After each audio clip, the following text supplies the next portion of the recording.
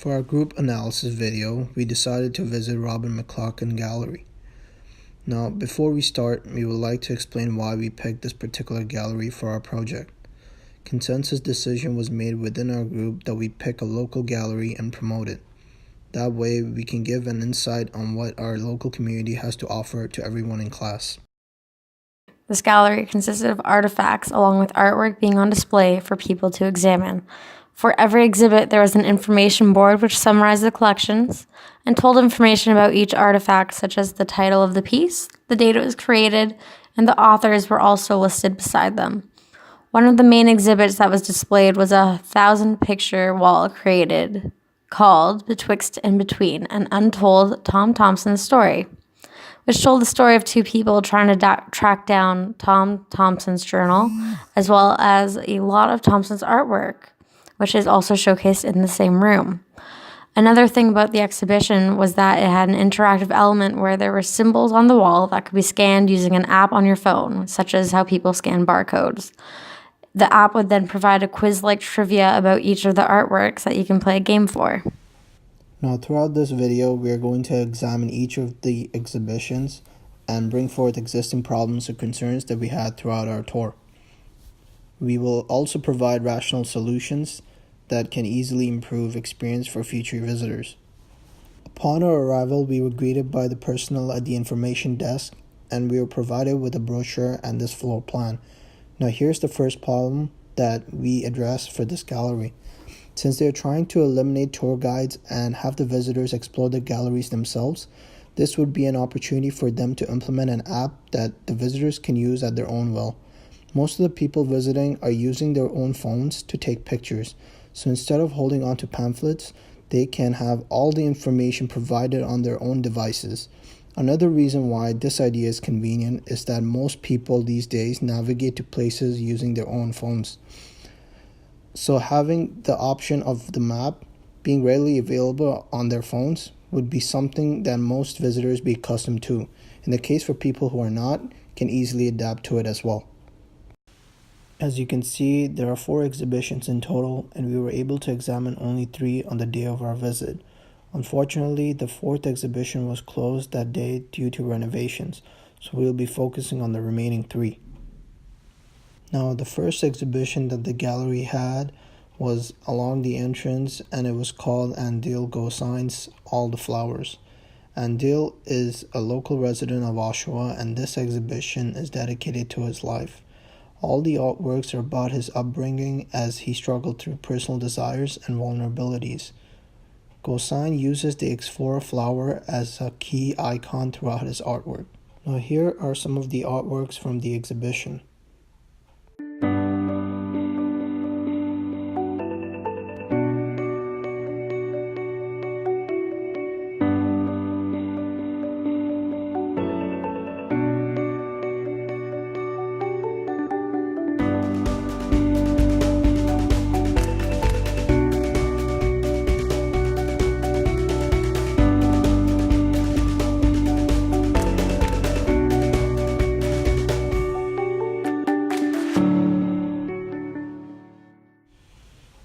One of the few concerns we had with the exhibition room was that it was really big. The artwork was all spaced out throughout the room. What they could have done was, instead of using TV to play his documentary, they could have used a projector instead to show his movie against the wall. The exhibition also had a lot of upbeat music playing in the background. They could have implemented colorful lighting that would have changed colors to the beat. As it is shown on the right, there are special light bulbs that could have been used, commonly known as Philip Hue. They're controlled using Wi-Fi and can be programmed using an app to change colors with different types of music playing in the background. The second exhibition that we looked at was We All Have Something Called Home. This is a community source exhibition that is showing personal stories through treasured objects that was left behind by members of an African descent community from Barbados. Now, here are some of the artworks from the exhibition.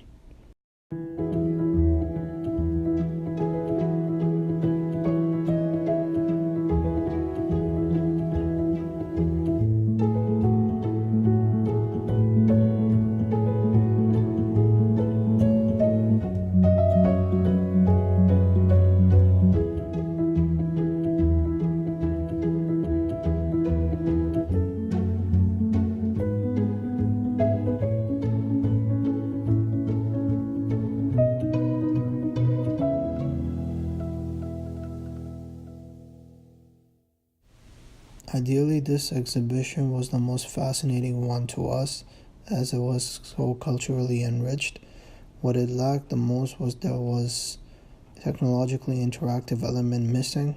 This exhibition was based on Speak Your Truth campaign that the gallery was promoting. At the end of the exhibition, there was this large sheet of paper where the visitors were allowed to share their experiences. Now, instead of this, we could have a projected capacitive technology, commonly known as PCT, which are already being implemented in local malls, restaurants, one being McDonald's, or even bus stations. The last exhibition was Tom Thompson's Untold Story. This exhibition is one of the gallery's main attractions. Tom Thompson was a well-known Canadian artist from the early 20th century. This exhibition is based on his journal that was discovered by two explorers. The journal consisted of a map of Algonquin Park, which is where Tom Thompson passed away. All of the findings are displayed throughout the room. This was the only exhibition that had virtual interactive app element to it. Now here are some of the artworks from the exhibition and the demonstration of the app.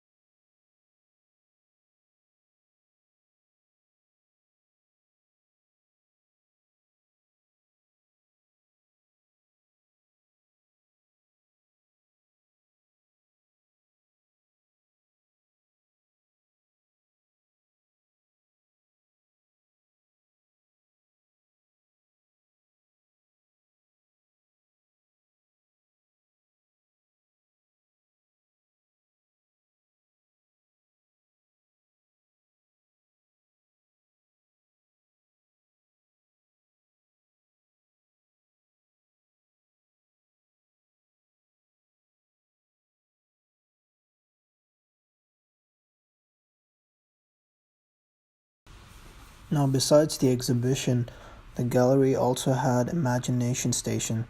This is located on the northeast corner of the gallery. Here is a video of what it has for kids to expand their imagination.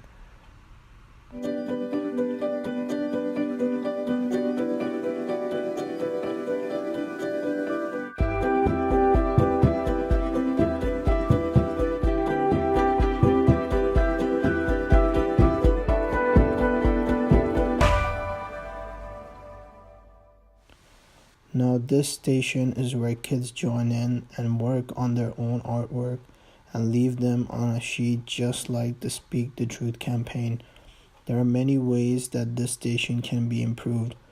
We can use technology to get kids involved and help them innovate. All the solutions that were suggested for each of the exhibitions can be incorporated here. The PCT and the VR being two of the solutions that would be perfect, as they're something that the younger generations are getting familiar with in their daily lives. The issues we found with the gallery were that majority of the technology being used was just on simple technological devices such as TVs and projectors, and it displayed simple pieces of information. The app that I mentioned above about the quiz-like trivia game also had not been working during that day, and even so was only used for one of the exhibits. Another solution we came up with was to use flashy things like a light show or more interactive forms of technology, therefore drawing in more attention due to people's curiosity and to help gain visitors from different generations, older and younger. For the last solution, because the gallery has a lot of paintings of nature, it isn't always the most interesting thing to look at, since the paintings can feel bland and washed down and can get repetitive. This might make people lose interest fast, especially younger generations. By incorporating technology to enhance the art and showcase it in new ways, there will be a larger audience that this can attract, and it'll bring entertainment to them too. It'll open the eyes of people from different generations while making them appreciate the art in new lights. One of the ideas we had for this was to be able to see the pictures recreated in virtual reality. This helps a few of our solutions by making the viewer feel more immersed and have a better connection to the painting, as well as having an entirely new way to view art compared to a canvas on a wall. The solutions that we have come up with can really help this gallery become a hotspot for people to visit, including tourists and locals. It will help modernize the gallery and reach out to the younger generations to make them take an interest in art again, because paintings on a wall aren't the type of media they are looking to see. By giving more information on the art and the author, it can really make the viewer retain the information as well as understand the thought process and reason behind the piece of art that is being looked at.